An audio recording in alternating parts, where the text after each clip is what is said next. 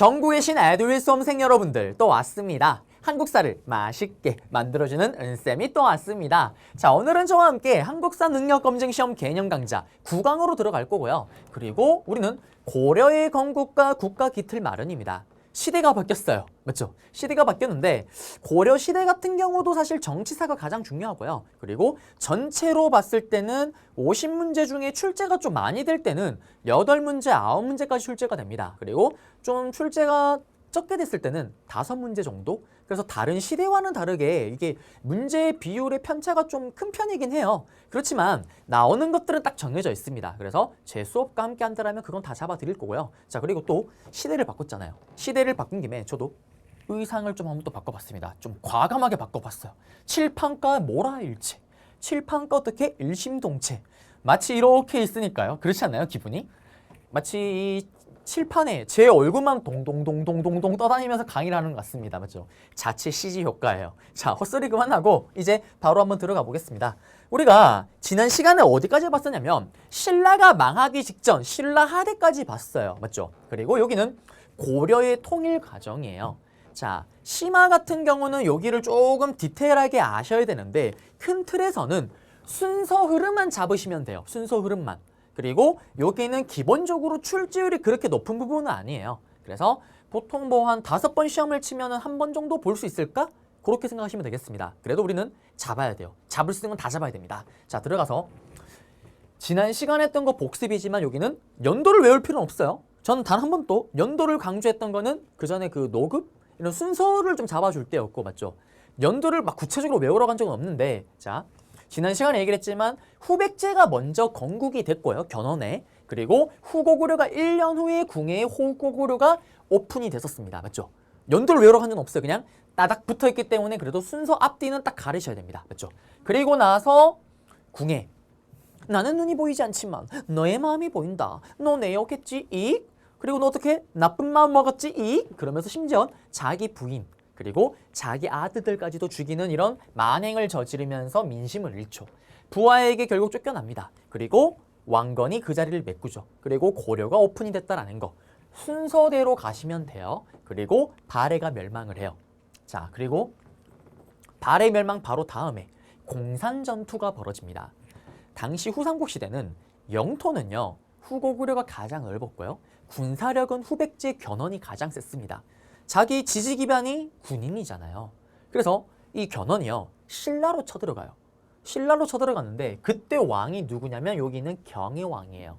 이 경혜왕이 혼자 감당이 안 되니까 고려 왕건에게 할품미를 요청합니다. 그러자 고려 왕건이 경혜왕을 도와주러 가는 거예요. 근데 도와주러 가기 전에 이미 견훤이 신라의 수도 경주를 탈탈탈탈 털어버립니다. 그러면서 경혜왕이 이때 붙잡혀요. 그리고 지난 시간에 잠깐 얘기를 했지만 견훤이 야, 너 자살해. 자결을 명령 내립니다. 그리고 스스로 죽으면서 죽음을 맞이하게 되는 거죠. 견훤은 이렇게 신라의 경혜왕을 죽이고 신라의 마지막 왕이었던 경순왕을 어떻게 왕위에 세우게 됩니다. 그리고 도와주러 왔던 고려군과 백제군이 또 한 판 붙어요. 경주에서 코앞에 있는 저의 고향이기도 한 대구. 대구에 대표적인 산이 하나가 있습니다. 팔공산이라는 산이 있어요. 대구에 사신 분들은 다 알아요. 모르면 간첩입니다. 그 팔공산에서 전투가 벌어집니다. 그 전투 이름이 공산전투예요. 이때 백제군에 의해서 왕건이 삥 둘러싸여서 포위를 당합니다. 전멸 위기에 빠져요. 이때 왕건을 따르는 장군이었던 싱숭겸이라는 장군이 있었습니다. 이 장군이요. 왕건의 옷을 자기가 갖춰 입고 왕건인 척을 합니다. 그리고 본인은 죽지만 대신에 왕건은 안전하게 빠져나갈 수가 있었죠. 고려군이 대패를 했던 게 공산전투예요. 그리고 3년 후 상황이 역전되는 사건이 생깁니다. 그게 바로 고창전투예요. 자, 순서를 그대로 따라서 들어가시면 돼요. 순서를 잡으셔야 됩니다. 이 고창전투는 여러분들 안동 화해마을이라고 들어보셨죠? 경상도에 있는 그 안동 맞아요. 거기서 고창이란 곳이나 옛날에는 지명이 그래서 고창전투라고 하는데 거기서 고려군이 대승을 거둬요.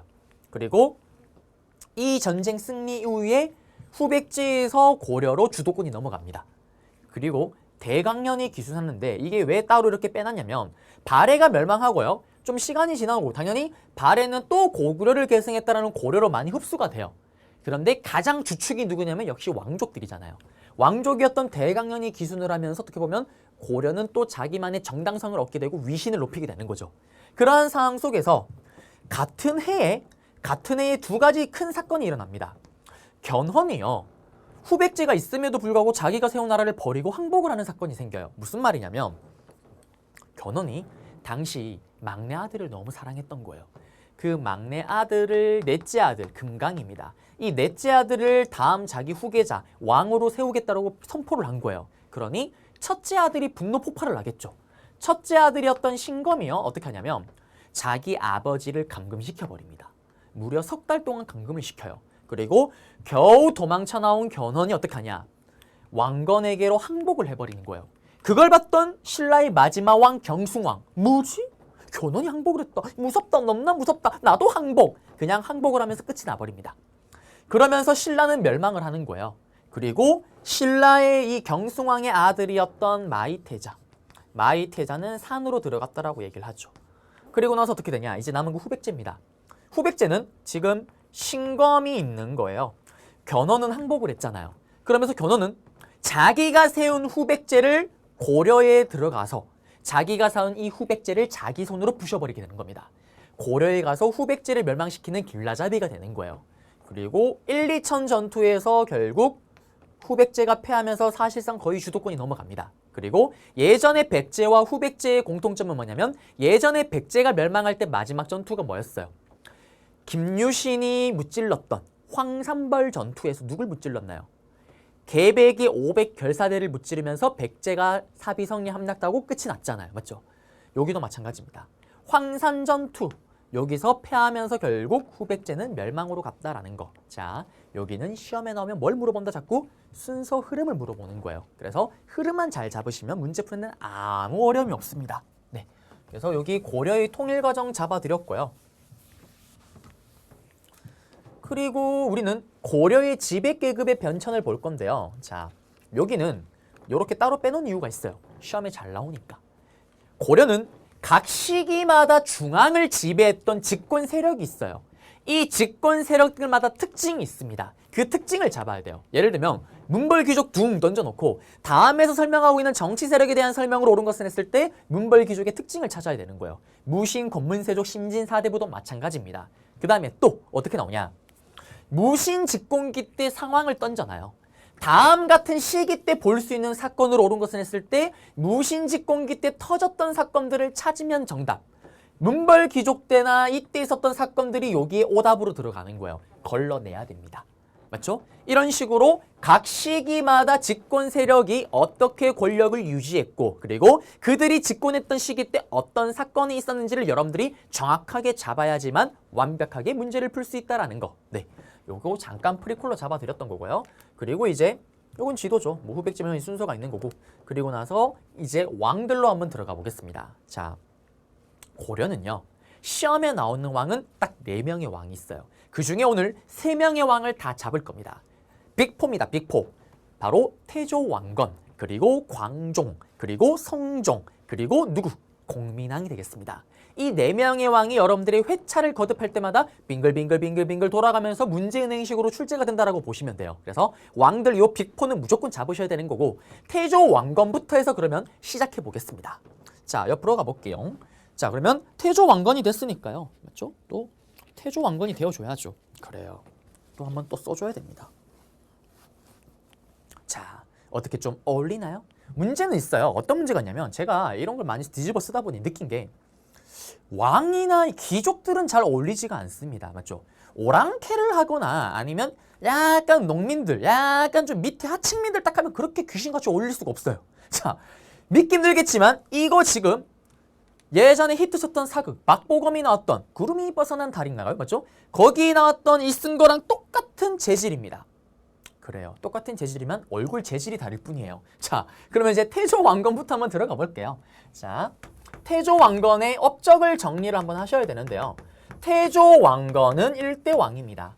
여러분들 그걸 아셔야 돼요. 1대 왕은 항상 내구조 속에 뭐로 가득 차일까요? 1대 왕뿐만 아니라 사실은 모든 왕이 다 똑같아요.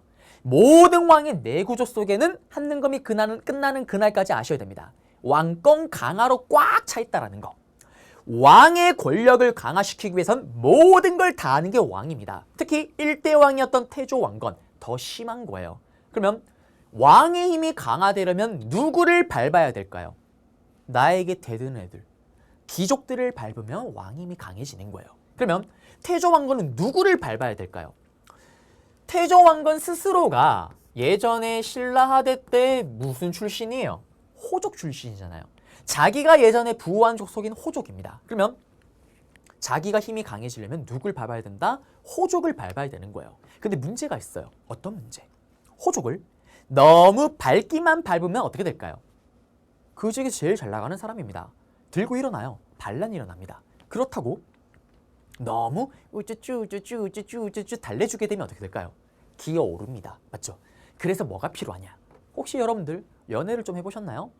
못 해봤나요? 저는 이 열악한 외모를 가지고 있지만 그래도 연애를 애법 해봤습니다. 맞죠? 연애를 하신 분들은 다들 알 거예요. 연애의 기본이 뭐예요? 밀당입니다. 밀당. 나의 사랑을 줄 듯 말 듯 줄 듯 말 듯 줄 듯 말 듯 밀당이 기본이에요. 맞죠? 그럼 돌아가서 이 태조 왕건은 호족에 대해서 밀당 정책을 펼치는 거예요. 호족을 끌어안기 위해서 포섭 또는 통합 정책을 펼치기도 하고요. 또는 호족이 기어오르지 않게끔 견제하기도 하는 겁니다. 그러면 호족을 끌어안기 위해서 했던 정책이 뭐가 있냐? 첫 번째, 성시하사가 있는 거예요. 이게 뭐냐면 저를 부르는 거예요. 야, 동진아, 이리 와봐라. 에이, 전하, 부르셨습니까, 전하? 동진아, 너 후삼국을 통일하는 과정 속에서 너 공 아주 많이 쓰였어. 너 잘했어. 너에게 오늘부터 성을 주겠다. 상을 주겠다. 그리고 성을 주겠다. 성령? 무슨 성령? 너는 오늘부터 성씨를 하사받고 넌 오늘부터 왕씨성을 가지게 되는 거다 라고 얘기를 하는 겁니다. 그럼 그게 무슨 말이냐? 저는 그 순간부터 은동진에서 왕동진으로 바뀌는 거예요. 저는 왕건과 성이 똑같아지는 겁니다. 그리고 이제 왕족이 되는 거예요. 이런 식으로 끌어당겨 줍니다. 끌어안아 주는 거죠. 달래주는 거예요. 그리고 하나 더 있습니다. 뭐? 대표적인 정락결혼이라고 있어요. 정락결혼은 그러면 어떤 거냐? 이겁니다. 태조 왕건이요. 후삼국을 통일하기 전까지 자기 와이프가 달랑 2명이었어요. 근데 후삼국을 통일하고 나면서 어떻게 되냐? 와이프가요. 무려 29명이 됩니다. 29명이에요. 왜 그럴까요? 이겁니다. 태조 왕건은요. 통일한 이후에 각 지역에 잘 나가는 호족의 딸이라며 곰보든 째보든 못생겼든 이쁘든 필요 없어요. 무조건 그 지역에 제일 잘난 호족의 딸이라면 일단 무조건 결혼하고 보는 거예요. 정락결혼입니다. 그럼 어떻게 될까요? 거기 제일 잘 나가는 호족의 딸과 결혼하게 되면 그 호족과 내가 패밀리, 가족이 되는 거 아니에요. 나의 장인어른이 부산에 제일 잘 나가는 호족. 부산의 호족의 입장에서는 나의 사위가 왕이 되는 거잖아요. 그런 식으로 끌어안아 주는 겁니다. 그래서 보통 이런 얘기를 하면요. 많은 남자분들이 심경이 딱 둘로 갈려요. 결혼을 하신 분들은 와이프가 29명? 좀 끔찍한데? 이거 살기 좀 힘든데? 반대로 저같이 미혼자나 아니면 젊은 사람들은 29명 와이프? 뭐지? 가자 고려로!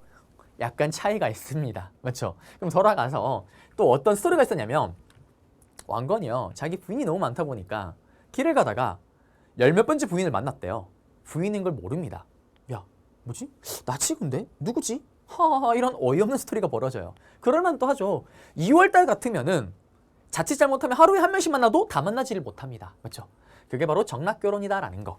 그리고 또 달래주기 위해서 여러분들은 심하니까 아셔야 돼요. 뭐냐면 역분전이라는 걸 또 지급을 합니다. 이게 뭐냐면 밭전, 땅을 지급하는 거예요. 동진아, 너 전쟁하느라 너무나 고생했어. 너에게 상을 주겠다. 네가 공을 세운 역, 네가 한 역할에 맞춰서 나눌 분, 땅을 나눠준다라는 역분전이라고 해서 토지를 또 지급해주는 거예요. 이런 식으로 호족을 끌어당겨 왔다라는 거. 그러면 이제 잘해줬으면, 우쭈쭈 해줬으면 또 견제를 해줘야 되겠죠. 채찍을 가해줘야 됩니다.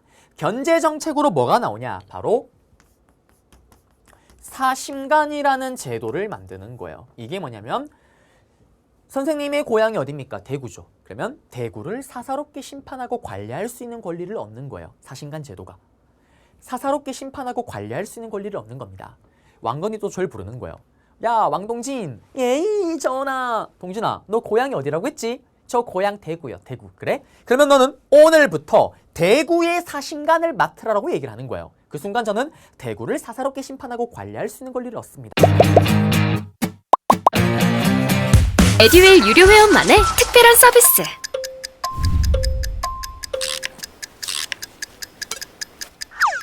같이 하자.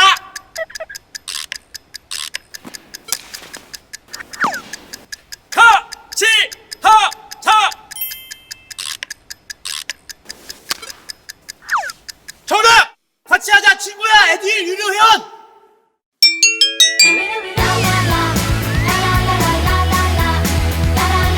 친구 소개하고 현금 받는 혜택. 오직 에듀윌 유료 회원에게만. 에듀윌.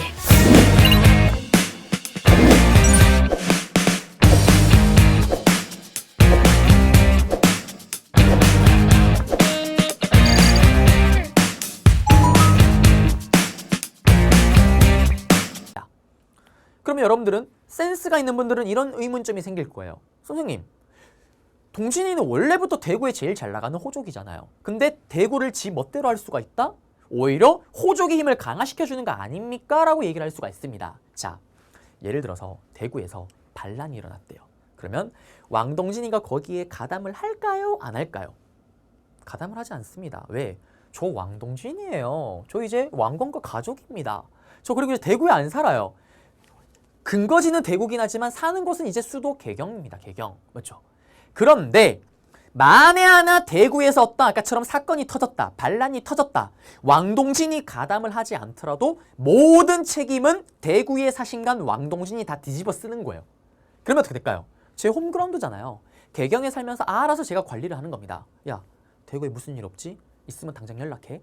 그러면서 어떻게? 왕건은 은동진 또 견제하면서 은동진의 홈그라운드 대구도 견제하는 일석이조입니다. 그게 바로 사심관 제도예요. 두 번째, 기인 제도라는 걸 또 실행을 합니다. 기인 제도는 뭐냐면 사람을 줄줄줄줄줄 끌고 오는 거예요. 무슨 말이냐? 정락 결혼을 했잖아요. 부산 호조가 결혼을 했어요. 어머? 부산 호조가 너 딸 또 있는데 아들 또 있네? 야, 아들 당장 개경으로 올려보내. 부산 호족의 아들을 개경으로 올려보내는 겁니다. 뭘까요? 인질볼모예요.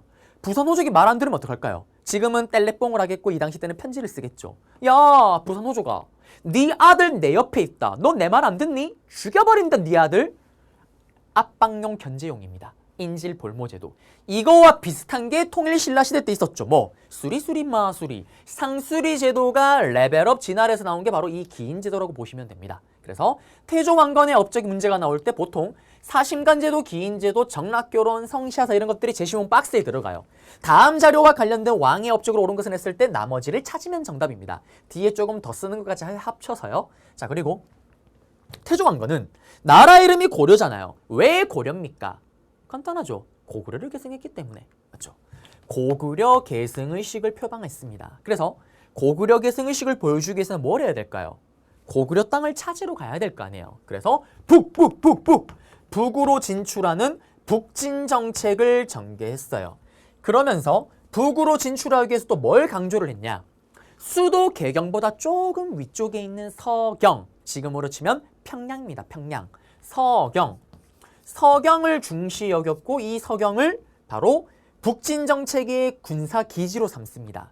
그리고 태조 말년에 죽기 전에요. 이 노력의 결과 조금 이따 지도로 볼 거예요. 영흥만 일대에서 청천강 일대의 땅을 차지했던 게 바로 태조 왕건의 스토리입니다.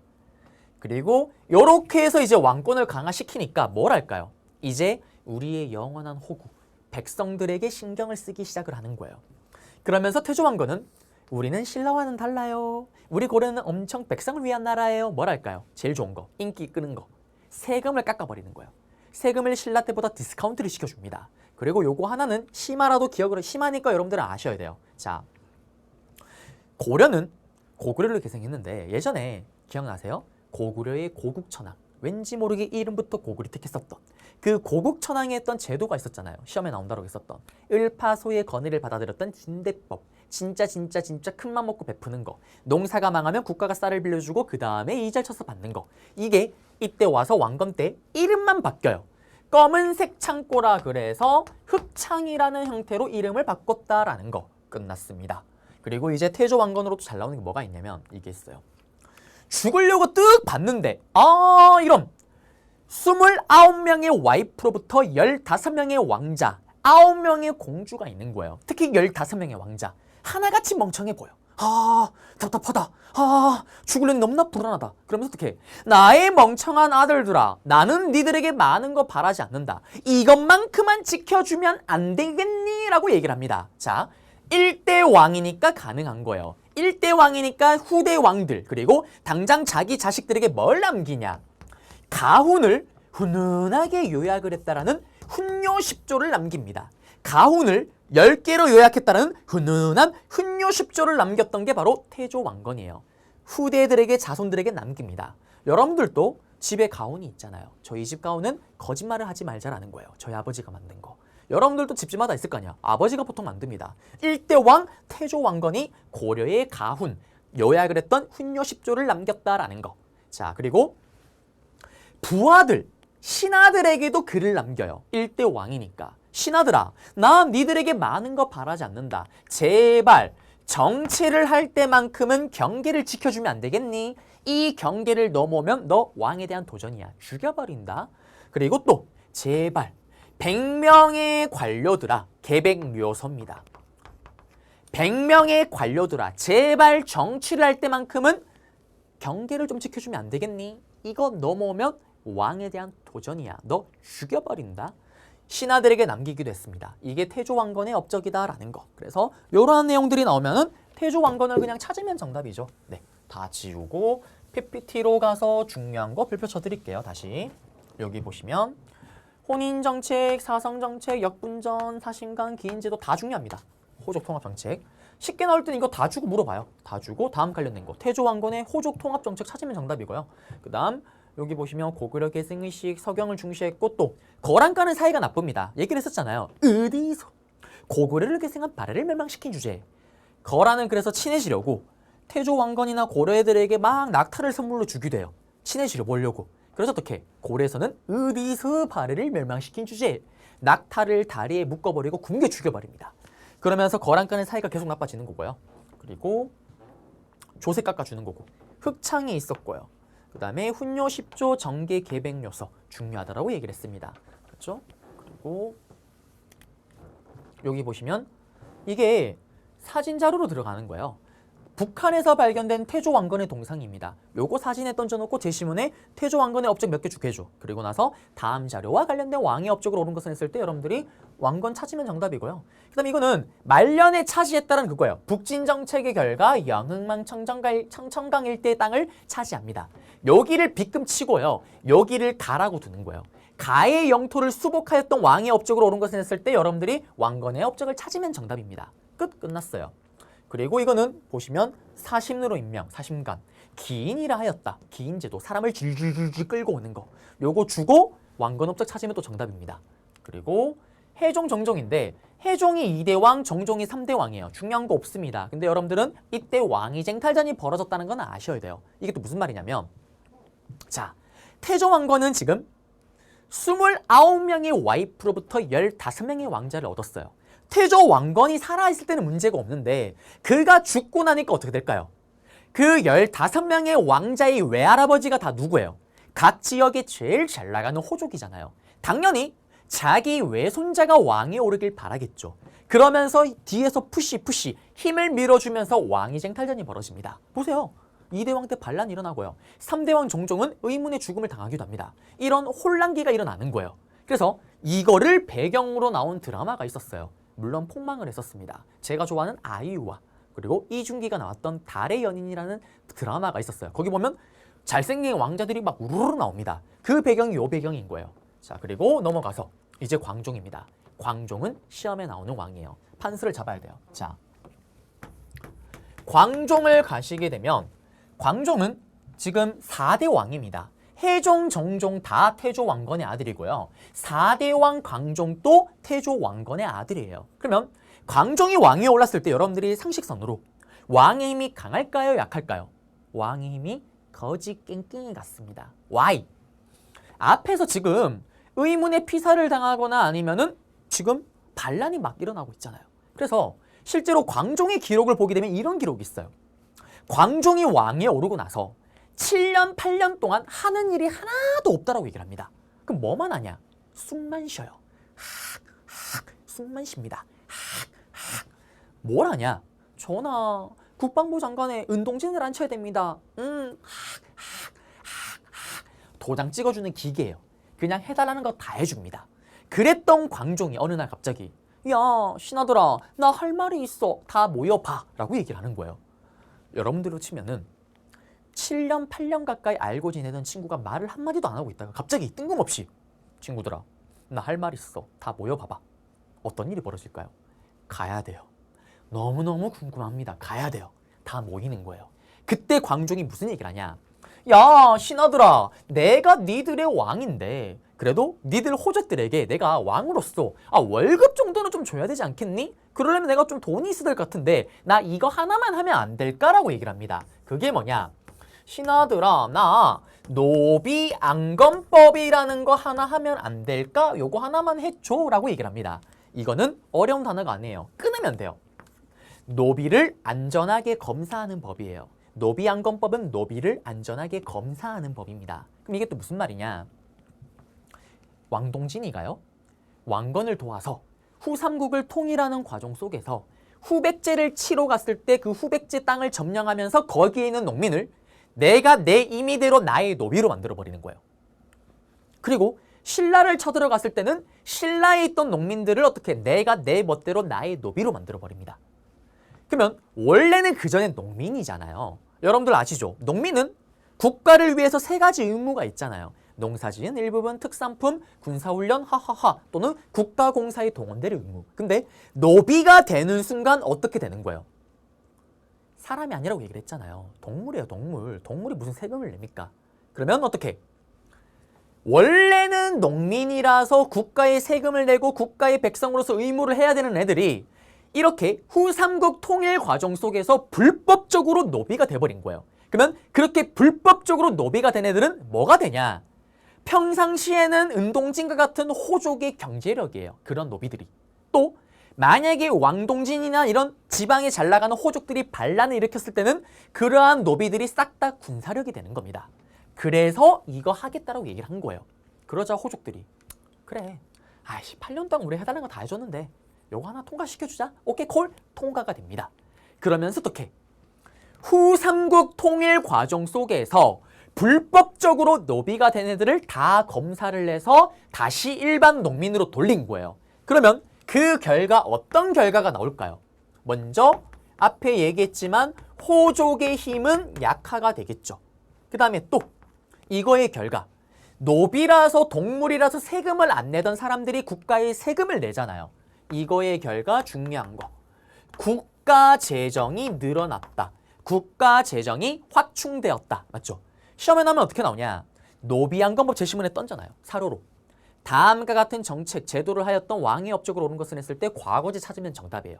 그런데 반대로 노비안건법을 가지고 단독으로 물어보기도 해요. 요거 설명 다 주고 다음과 같은 제도의 결과 영향으로 오른 것은 호족의 힘이 약화되었다. 정답. 근데 보통은 이게 정답이에요. 국가 재정이 확충되었다. 찾으면 정답입니다. 자, 이랬던 광종 1년 후에 이런 얘기를 합니다. 1년 후에 신하들한테 야, 신하들아, 나 할 말 있어. 시간이고 뭐고 묻지 말고 딱 내가 정해준 이때 딱 바로 와. 말 어기지 말고 당장 와 라고 얘기를 합니다. 약간 태도가 돌변해요. 맞죠? 그러자 신하들이 모이기 시작을 합니다. 그리고 이런 얘기를 합니다. 야, 신하들아, 중국에서 기화했는 쌍계라는 애가 나한테 이걸 건의했었어. 시험을 쳐서 신하들을 뽑는 과거제를 건의했었는데 이거 너무 좋은 것 같아. 지금부터 과거제를 시행하겠다라고 얘기를 합니다. 그러자 어떻게? 호족들이 피를 토하면서 반대를 하는 거예요. 광종아, 많이 묻다 아이가. 이건 아니지. 왜? 이미 호족은요, 시험 칠 필요가 없어요. 시험 없이 이미 중앙정계를 다 틀어지고 있는 애들입니다. 근데 무슨 시험을 칩니까? 반대를 하는 거예요. 근데 광종, 니들 지금 왕의 명령을 어긴 거니? 왕의 명령을 어긴 자 용서치 않겠다. 이 왕의 명령을 어긴 애들, 과거지를 반대하는 호족들을 남김없이 싹 다 죽여버립니다.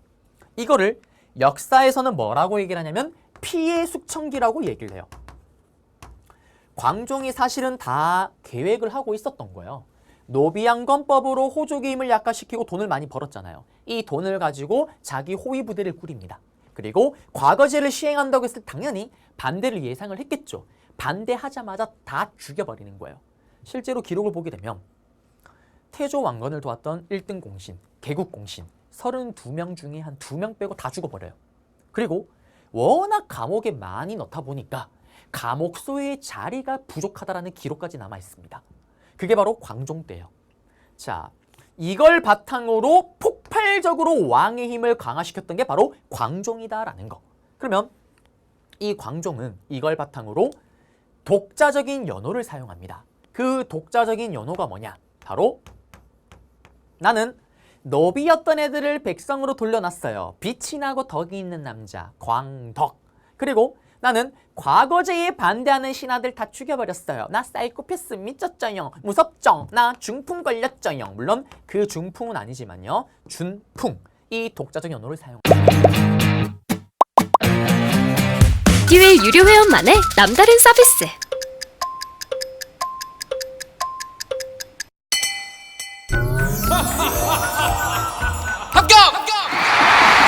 합격하고 돈도 받는 혜택. 오직 에듀윌 유료 회원에게만. 에듀윌.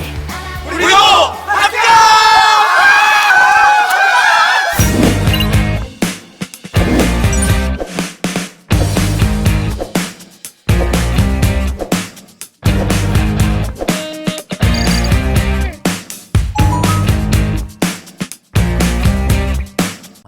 보통은 쌍기 과거제가 들어가면 노비양건법 찾으면 되고요. 노비양건법 찾으면은 나오면은 과거제를 찾으면 돼요. 근데 이거나 제시문 들어갈 때 요게 같이 딸려 들어갑니다. 요게 들어갈 때 이게 같이 딸려가기도 해요. 딸려 들어가기도 합니다. 그래서 광종업적으로 잘 알고 계시면 좋은 거고요. 자, 그 다음에 또 하나. 과거제를 통해서 기존에 없던 신하들을 새로 뽑았잖아요. 맞죠? 그러면 얼굴을 다 모릅니다. 그 신하들의 높고 낮음을 잡아줘야 될 거 아니에요. 뭘? 옷 색깔로 잡아준다라고 얘기를 했었잖아요. 예전에. 그래서 이때 백관, 100명의 관리들의 옷 색깔을 잡아주는 백관의 공복 제도를 시행했다, 확립했다라는 게 바로 광종 때의 스토리입니다. 그리고 강력해진 왕권을 바탕으로 황제라는 칭호를 사용했고요. 자기가 살고 있는 도시를 황도, 맞죠? 황제가 사는 도시라고 부르게 됐다라는 거. 그래서 여기 내용 끝났습니다. 다 했어요. PPT로 갈게요. PPT로 가시면은 노비양건법, 과거제, 정답 백관의 공복, 광덕, 중풍 중요합니다. 그리고 주영공부법 몰라도 돼요. 그 다음에 요거 다 몰라도 됩니다. 다 심화도 몰라도 돼요. 넘어가시면 됩니다. 그래서 제가 별표 쳐드린 것만 아시면 되는 거고요. 그리고 여기 보시면 과거제를 처음 시행했대요. 쌍기, 이 사료 들어가기도 하고 백관의 공복, 요거 줬을 때 여러분들은 노비양건법 찾으면 정답이 되겠죠. 그리고 경종인데 광종이 죽고 나서 그 다음 5대 왕이 경종이에요. 경종은 아파서 일찍 죽습니다. 아는 거 딱 하나만 알면 돼요. 뭐냐면 요거 전시가. 다다음 경제사 단원에서 다시 배울 거예요. 전시가라는 제도를 시행했다라는 거. 요거만 기억하시면 됩니다. 조금 이따가 다다음 강의 때 잡아드릴게요. 그리고 성종으로 가겠습니다. 시험에 나오는 빅4왕 중에 세 번째 왕이에요. 성종. 판소를 일단 또 잡아야 됩니다. 판소로 가볼게요. 먼저 성종인데 성종은 고려의 6대 왕이에요. 자, 이 성종은 느낌상 왕의 힘이 강할까요? 약할까요? 왕의 힘이 대빵대빵 강합니다. 왜? 광종이 다 잡아놨잖아요. 그리고 경종은 정상대로 아파서 생애를 마감한 거예요. 그러니 성종은 정상적으로 왕에 올랐기 때문에 앞에 다 잡아놓은 왕권, 왕의 힘이 강하기 때문에 자기가 무리해서 왕권을 다시 잡을 필요가 없는 거예요. 그러면 뭘 할까요? 체제를 정비하면 되는 거예요. 우리 예전에 백제 무령왕이 왕권을 다 잡고 아들이었던 서왕이 수도를 이사를 가고 체제를 정비했잖아요. 그 패턴인 거예요. 그래서 성종이 왕에 오르자마자 한 것이 있습니다. 그럼 또 제가 또 성종이 되어줘야겠죠. 성종이 돼야 됩니다. 맞죠? 그래요. 이번에는 골드입니다. 골드. 맞죠? 성종. 왕 힘이 강하니까 골드에 골드. 맞죠? 그리고 여러분들 에듀윌 퀴즈에 나왔던 금은동. 그래요. 쓰니까 어떻게 진짜 금은동이 됐습니다. 금은동이 돌아왔어요. 금은동 성종입니다. 성종 때는 왕의 힘이 강하다 보니 일단 즉위하자마자 왕권 잡을 필요 없다니까요. 신하를 다 불러 모아요. 그리고 이런 얘기를 합니다. 신하들아, 어떻게 하면 우리 고려가 강해질 수 있을지 200자 원고지 500매로 한번 고려가 강해질 수 있는 방법 써서 제출해라고 얘기를 합니다. 여러분들로 치면은 백일장 대회가 오픈이 된 거예요. 아름다운 학창 시절을 떠올려봅니다. 백일장 대회가 열렸어요. 그럼 어떤 일이 벌어집니까? 시작과 동시에 선생님이 야, 1시간 줄게. 써다 나중에 다 제출해. 그리고 잠깐 나가는 순간 책상이 날아다니기 시작을 합니다. 그리고 어떻게 핸드폰을 하든지 잠을 자든지 친구와 수다 파티를 하게 됩니다. 그리고 어떻게 딱 시간이 제출 시간 한 10분 남겨놓고 어떤 일이 벌어집니까? 저를 비롯한 대부분의 학생들이 어떻게 정말 무슨 말도 안 되는 거지 같은 시를 쓰고 있어요. 근데 꼭 보면 그런 애들 있잖아요. 이게 마치 인생의 마지막 시험인 마냥, 이게 마치 수능인 마냥 정말 혼을 담아서 글을 쓰는 아이들이 있습니다. 그런 아이들이 꼭 상을 받게 되는 거죠. 이때도 그런 분이 한 분 계십니다. 그 사람이 시험에 나와요. 누구냐? 바로 최승로라는 인물이요. 전하, 현재 시 힘쓸 무, 지금 당장 해야 되는 28가지라는 시무 28조라는 걸 써서 갖다 바칩니다. 자, 여러분들이 헷갈리면 안 되는 게 있어요. 우리 신라대 때 누굴 배웠나요? 육두품의 한계에 부딪혔던, 한계를 보여줬던 채치원의 시무 10조, 진성여왕에게 제출했지만 받아들여지지 않았던 그거랑 헷갈리면 안 됩니다. 10에서 일단 더 늘었잖아요. 더 후인 고려시대라는 거고, 그 다음에 채치원은 안 받아들여졌잖아요. 그래서 어떻게 삐져서 산에 들어갔다 얘기를 했잖아요. 근데 최승로는 승리 이 시무 28조 건의한 거를 누가? 성종이 이거를 받아들이게 되는 거예요. 자, 그러면 시험에 나오면 어떻게 나오냐? 신 최승로 아래옵니다. 샬랑샬랑 꿀랑꿍. 다음 같은 거를 건의를 받아들였던 왕의 업적으로 옳은 것을 했을 때 여기 나오는 게 정답이 될 건데, 그러면 도대체 시무 28조에는 어떤 내용이 들어가 있냐? 이거를 또 아셔야 돼요. 자, 최승로가 이런 얘기를 합니다. 전하, 우리 고려는요 종교 몰빵입니다. 무슨 종교 몰빵이에요? 불교 몰빵이잖아요. 근데 불교를 믿는 건 정말 좋습니다. 그렇지만 정치를 할 때만큼은 불교로서 정치를 할 수가 없지 않겠습니까? 정치를 어떻게 불교로 합니까? 정치를 할 때만큼은 유교에 맞춰서 정치를 해야 됩니다. 라는 게 시무 28조 내용 전반에 깔려있는 핵심입니다. 불교는 내 몸을 갈고 닦는 수신, 몸신, 지킬 수, 내 몸을 갈고 닦는 거는 불교로 할 수가 있지만 정치는 할 수가 없습니다. 정치를 할 때만큼은 유교로서 합시다 라는 걸 건의를 했던 거예요.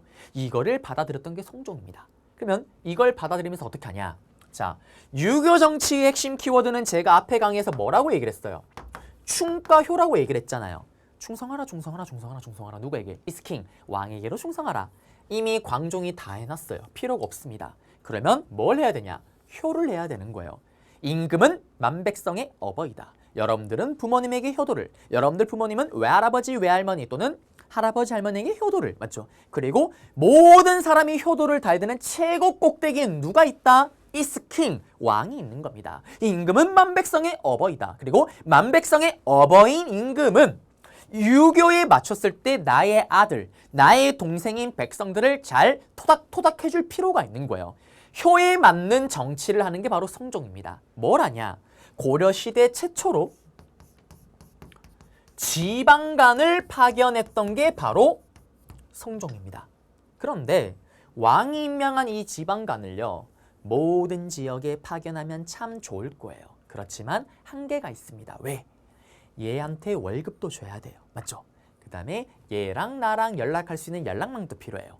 얘가 살 집도 줘야 됩니다. 너무나도 힘든 거예요. 그래서 모든 지역에 보내면 참 좋겠지만 그러지는 못하고 지금으로 치면 12개 광역시를 만든 겁니다. 고려 땅 12군데 중요한 지역인 12목을 설치를 하고요. 12군데 중요한 지역에 거기에 지방간을 최초로 파견했던 게 바로 성종의 스토리다라는 거. 그러면 최승로 샬랑샬랑 꿀랑꿍 12목의 지방간을 파견하였다. 찾으면 정답. 반대로 12목의 처음으로 고려시대 때 바깥 외, 똑같은 말로 외관을 파견했대요. 성종 스토리네. 최승로의 건의를 받아들였다 찾으면 정답입니다. 그리고 기타 등등으로 뭐가 있냐면 성종 때 체제를 정비하면서 좀 이따 볼 거예요. 이성육부라는 중앙정치 제도를 끄집어 당겨옵니다. 발해가 삼성육부, 발해가 이성육부예요. 그리고 지금 유교 정치를 한다라는 거는 유교를 가르쳐야 될 거 아니에요. 학교를 만듭니다. 또 복습을 하자면 통일신라 시대 때 국학, 뉴스페이퍼 킹에 그리고 독서 상품가 여기는 고려 기읍 고려 기읍 국자감이란 학교를 만들어요. 그리고 태조 왕건이 만들었던 흑창, 검은색 창고, 진대법이 흑창으로 그리고 성종 때 와서는 그 흑창이 이름이 의려운 창고라 그래서 의창으로 바뀝니다. 상평창이라는 거는 나중에 다시 한번 잡아드릴게요. 그리고 향리제도는 제가 다음 강의 때 또 잡아드리겠습니다. 그래서 성종과 관련된 스토리는 다 잡아드렸어요. 다시 PPT로 한번 가볼게요. PPT로 가시게 되면은 여기 최승로의 건의, 유교정치, 그리고 12목 설치, 지방간을 파견했다라는 거 요거 잡으시면 됩니다. 그리고 현종의 정치인데요. 자, 여기 보시면 에드빌 교재도 있는 내용이긴 한데 제끼세요.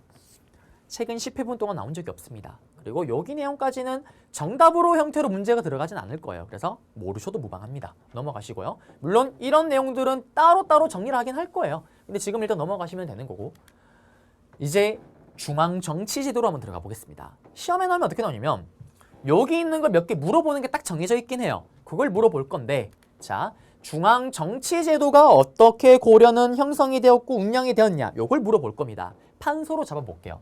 자, 고려는요 이성육부 제도로 운영을 해요. 맞죠? 이성입니다. 이성, 삼성이 아니라. 그래서 또 복습 정리를 하자면은 발해가 당나라의 삼성육부라는 김밥이라는 틀을 가지고 와서 돈가스 김밥을 만들었잖아요. 삼성육부지만 다른 삼성육부. 마찬가지예요. 고려도 중국으로부터 김밥이라는 틀을 가지고 왔어요. 당나라로부터 삼성육부라는 틀은 가지고 왔지만 이들은 참치김밥이라는 이성육부를 만들어서 운영을 하고 있는 거예요. 자, 그러면 이 이성 중에 가장 중요한 게 뭐냐? 고려에서 가장 중요한 정치 기구가 중서문화성입니다.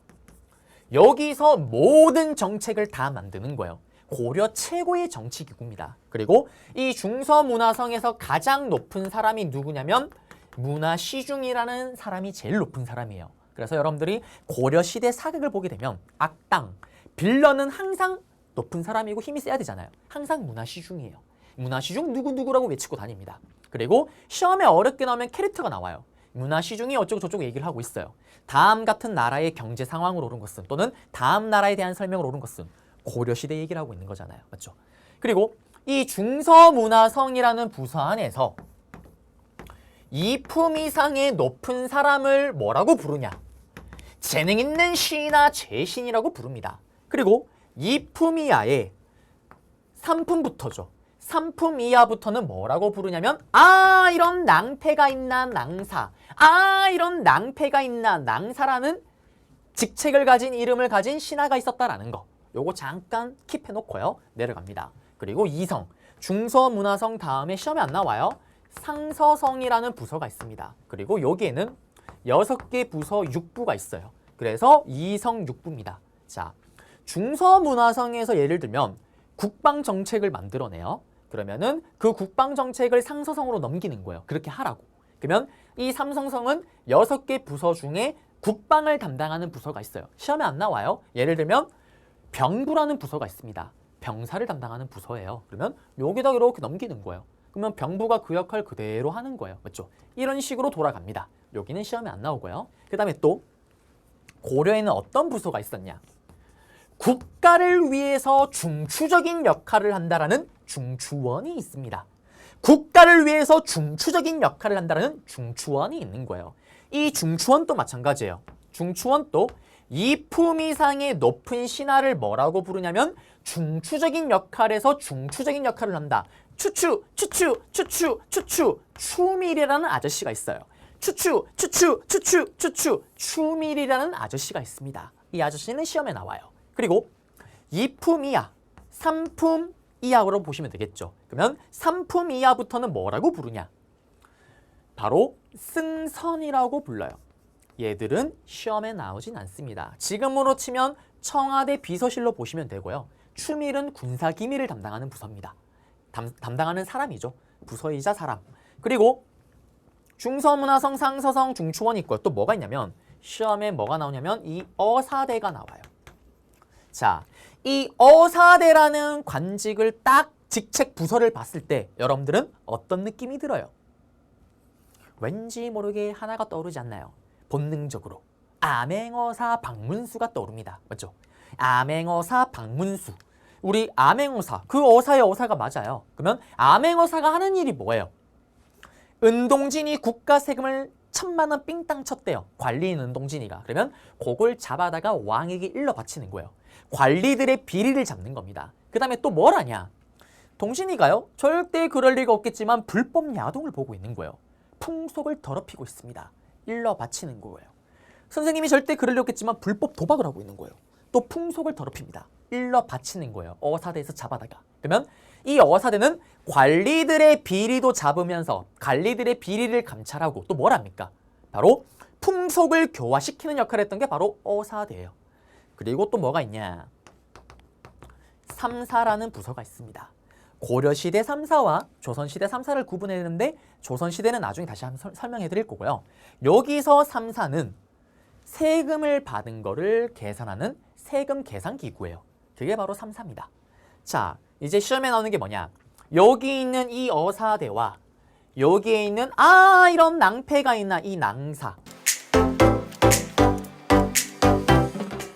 첫째, 합격에 최적화된 강의입니다. 시험에 나오는 문제 유형, 답도 정해져 있습니다. 제가 그 비법을 싹 다 알려드리겠습니다. 둘째, 복습까지 책임을 지는 강의입니다. 한 번의 강의에서 2번을 정리하면서 여러분들의 완벽한 이해를 돕겠습니다. 셋째, 완벽한 재미를 보장하는 강의입니다. 지루한 강의는 가라. 한국 인간 역사상 이런 강의는 없었다. 바로 소품 한국사! 여러분들에게 완벽한 재미를 선사해드리겠습니다. 이 어사대와 낭사 2개를 합쳐서 부르는 용어가 있습니다. 바로 대간이에요. 대간. 감히 왕에게 감히 큰 사람 왕에게 말한다, 간할 수 있다 그래서 대간이라고 얘기를 합니다. 왜? 어사대는 왕이 임명한 관리들의 비리를 일러 바치는 거잖아요. 맞죠? 왕이 감히 말을 할 수 있는 애들입니다. 특히 왕이 높은 고위관직을 임명할 때 어사대가 들어가요. 왜? 관리들의 비리를 잘 알고 있잖아요. 저 은동진은 쓰레기입니다. 쟤 쓰면 안 돼요. 비리가 너무 많습니다. 반대할 수도 있는 거예요. 그걸 뭐라고 하냐면 대간의 특징 중에 하나가 서경권을 가지고 있다고 얘기를 합니다. 인사권에 참여를 하는 거예요. 자, 그러면 이제 낭사 얘기를 한번 해볼게요. 낭사는 어떤 애들이냐?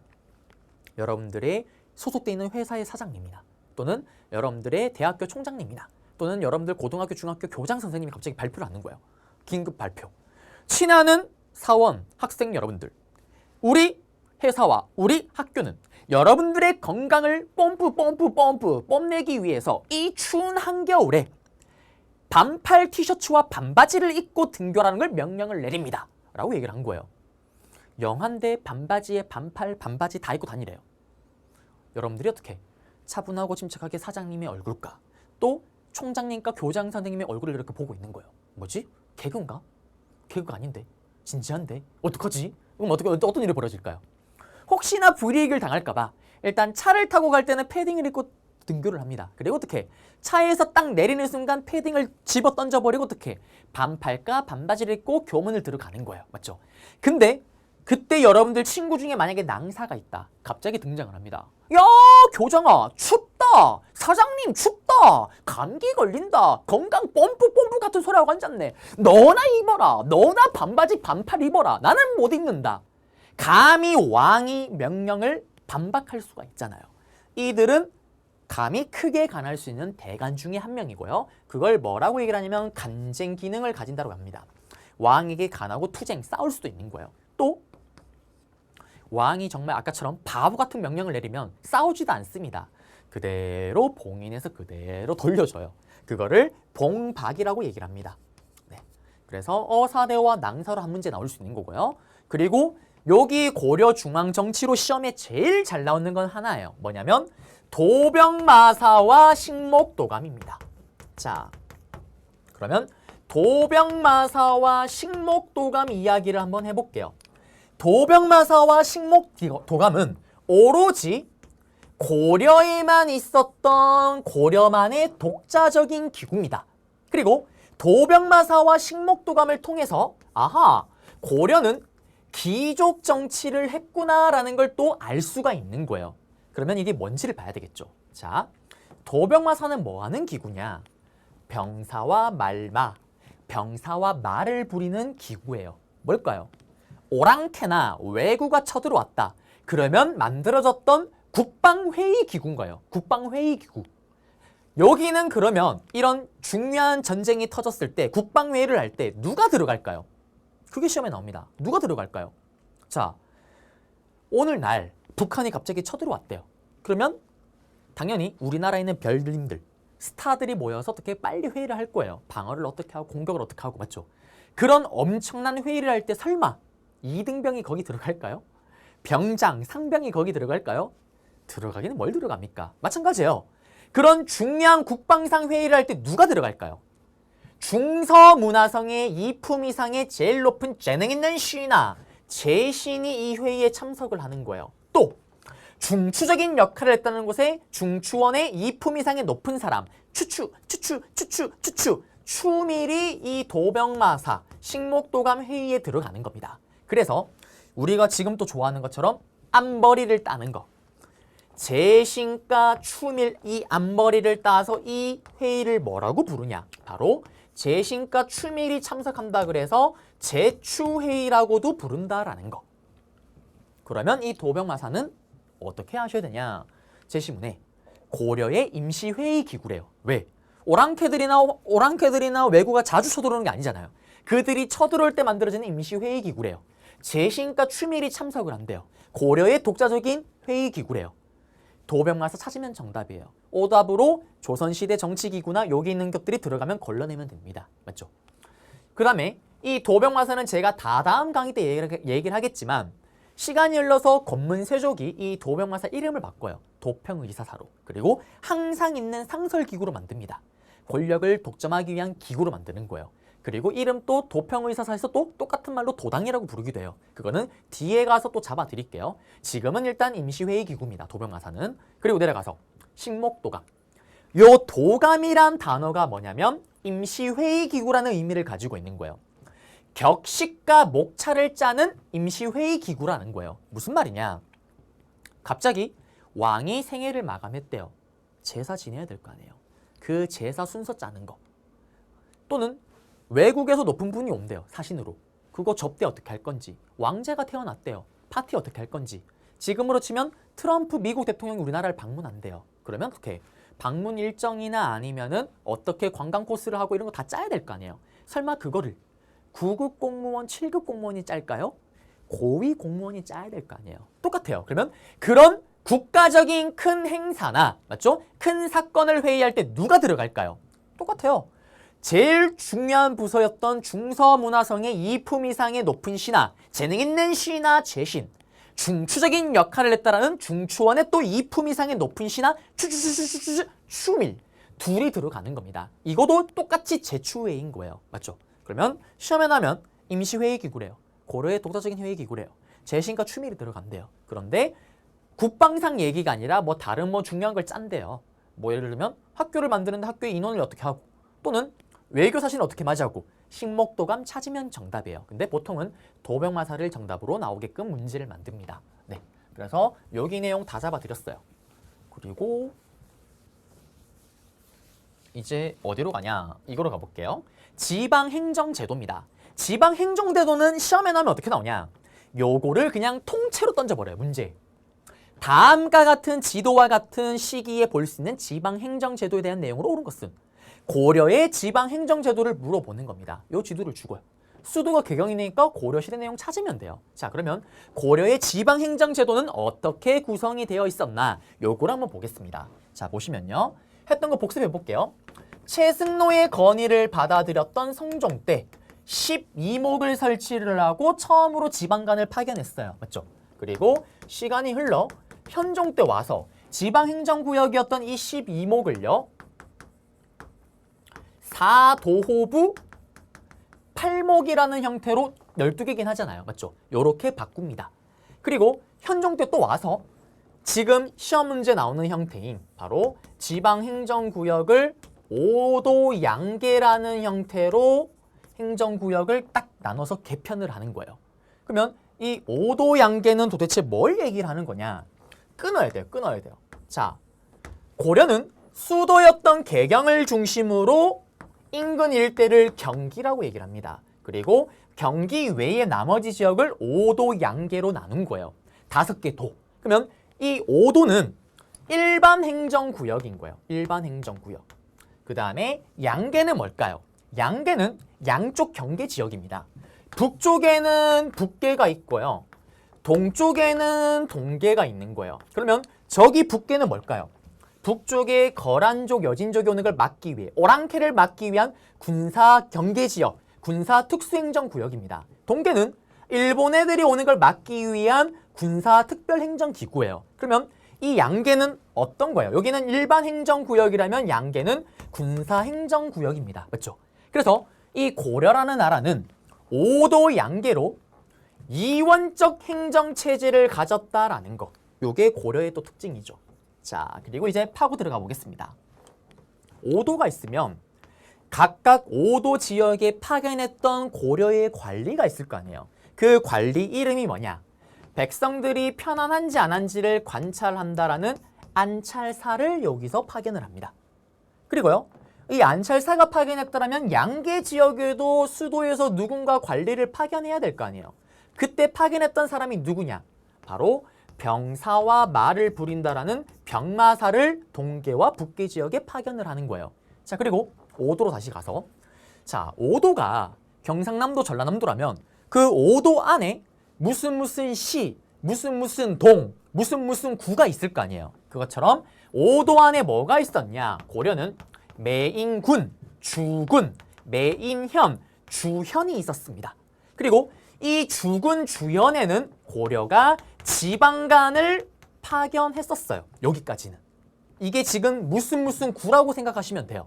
그러면 무슨 구가 있으면 무슨 구 밑에 뭐가 있습니까? 무슨 동이 있을 거 아니에요. 주군에 속해 있다 그래서 속군, 그리고 주현에 속해 있다 그래서 속현, 그거 외에 고려의 특수행정구역이었던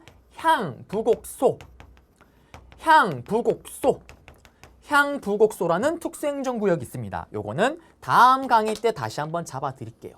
자, 속해 있는 속군, 속현, 향부곡소에는 포인트가 이거예요. 지방간을 파견했을까요? 못했을까요? 지방간을 파견하지를 못합니다. 왜? 자, 지방간을 파견하면 좋죠. 왕이 완벽하게 지방을 컨트롤하는 거니까. 왕이 임명한 관리를 보낸다라는 거는. However, 그러나 한계가 있어요. 왜? 얘랑 왕이랑 연결할 수 있는 연결망을 만들어야 되잖아요. 그게 쉽지가 않습니다. 사실은 이거 원래 최승로 건의 때 써야 되는 건데 이렇게 명령을 줬어요. 이렇게. 그러면 이거 건네주고 왔다 갔다 하는 거 이것도 일이에요. 맞죠? 이런 것들. 그래요. 이런 명령을 탁 적어서 맞죠? 막 줍니다. 사실 저도 무슨 내용인지 하나도 모르겠어요. 막 주는 거예요. 그러면 어떻게 왔다 갔다 하는 게 왔다 갔다가 되지 않는 거예요. 그리고 이 지방간에게 월급도 줘야 되죠. 살 수 있는 집도 줘야 되잖아요. 쉽지가 않습니다. 그래서 포인트는 뭐냐면 속군, 속현, 향, 부곡소 밑에 단위에서는 지방간을 파견하지 않았다라는 거예요. 그럼 정리를 해볼게요. 자, 고려라는 나라는 지금 이걸 봤을 때 지방간을 파견한 곳이 더 많을까요? 파견하지 않은 곳이 더 많을까요? 아는 곳이 더 많죠. 왜? 무슨 구보다 무슨 동이 훨씬 많을 거 아니에요. 그러면 큰 틀에서 보면 고려라는 나라는 지방간을 파견한 곳보다 파견하지 않은 곳이 더 많았다라는 거. 이게 정답이잖아요. 맞죠? 그러면 고려시대 이 문제가 나올 때 오답을 어떻게 나올까요? 고려는 모든 군현에, 모든 지역에 지방간을 파견하였다. 삑! 틀렸잖아요. 파견하지 않은 곳이 더 많았잖아요. 그러면 파견하지 않은 곳에서는 누군가가 지방간의 역할을 대신해야 될 거 아니에요. 그게 누구냐면 향촌사회 이장인 향리가 그 역할을 대신하는 거예요. 그래서 고려시대 때는 향리의 권한이 강하였다. 오도의 안찰사를 파견하였다. 양계인 병마사를 파견하였다. 고려시대의 행정구역 문제가 나올 때 정답이 되는 겁니다. 그리고 이렇게 파견했던 안철사가 자기 오도 지역의 죽은 주연의 지방감들을 돌아다니면서 얘들이 잘하는지 아닌지를 감시하는 거예요. 맞죠? 그래서 여기 내용 잡아드렸다라는 거. 끝났습니다. 네.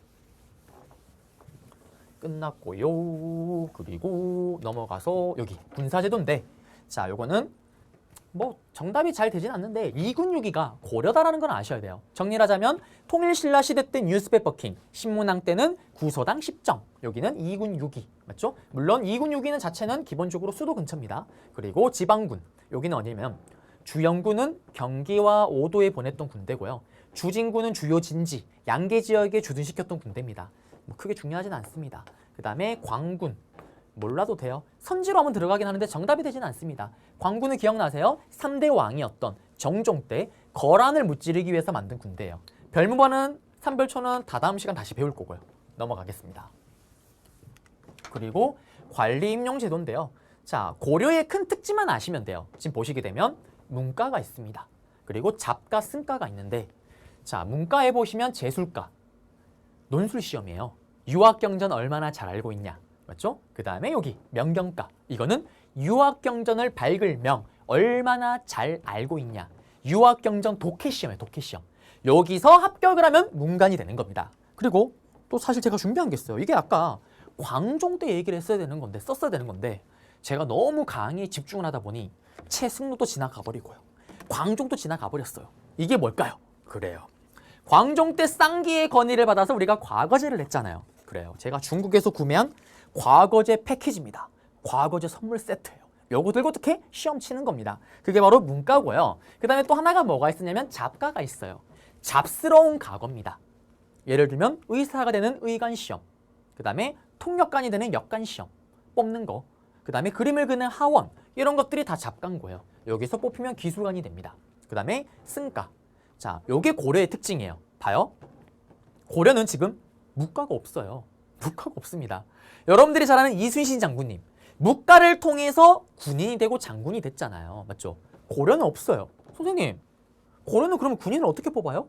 이렇게 길을 가다가 어머, 장훈씨 키 크다, 힘세 보인다, 군인 안 할래요? 군인 할래요?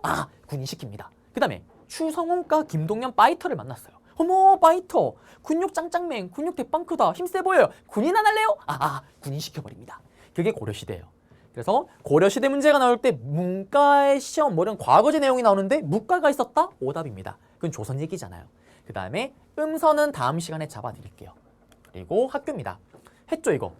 기읍 고려는 국자감, 발해는 주자감, 그리고 신라는 뉴스페퍼 킹 국학, 그 다음에 원성왕 때 독서 상품가, 여기는 성종 때 국자감, 그리고 지방에는 향촌사회 학교라는 학교, 그 다음에 여기까지는 국가가 세운 공립학교예요. 공립학교. 사립학교론 사학 12도 같은 게 있었는데 이거는 문화사 시간 때 다시 배울 겁니다. 지금 그냥 지나가면 돼요. 네. 그래서 여기까지 교육제도까지 해서 오늘 배울 내용은 다 잡아드렸고요. 저는 그러면 이제 또 다음 강좌에서 고려 정치사 계속 이어서 한번 진행을 해보겠습니다.